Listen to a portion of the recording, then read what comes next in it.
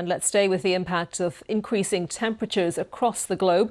New figures show the world has experienced record-breaking heat for 10 months in a row, with the EU Climate Service saying March was the hottest ever registered, at 1.68 Celsius warmer than pre-industrial times, before humans started burning large amounts of fossil fuels. We're seeing the impact globally. In January, more than 120 people were killed in Chile as wildfires swept through the Valparaiso region.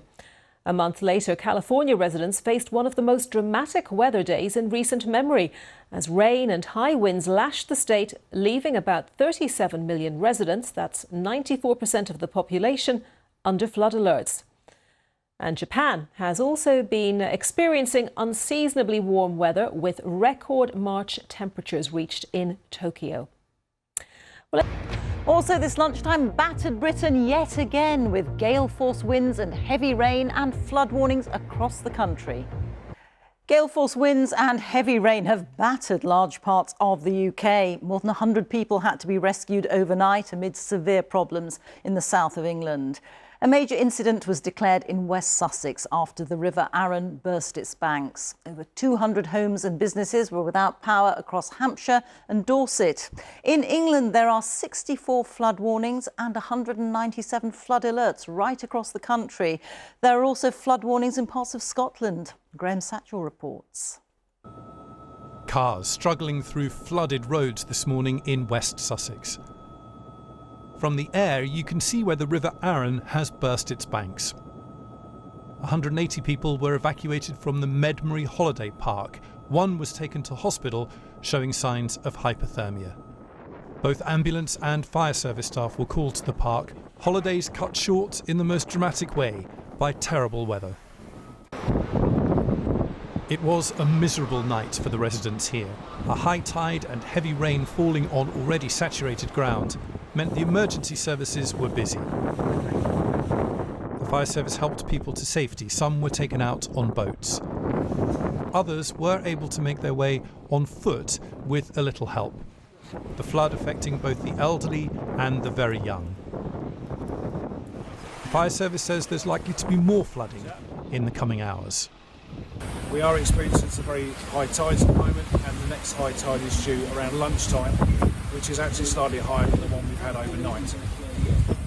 Our advice to anybody stuck or trapped by floodwaters is to stay on high ground, contact the emergency services by dialing 999.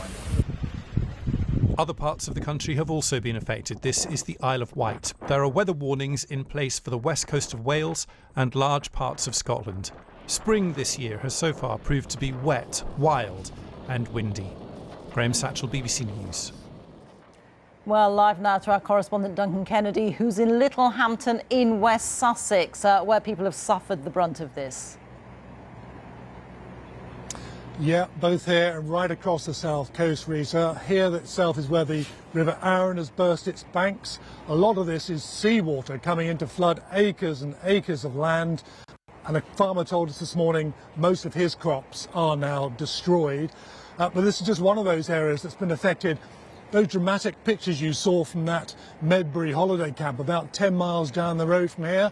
We've just come from there, spoken to a couple of people who were pulled out last night. One woman told me she had to wade through waist-deep water, and it was only when a canoe came along that she managed to get pulled out of that.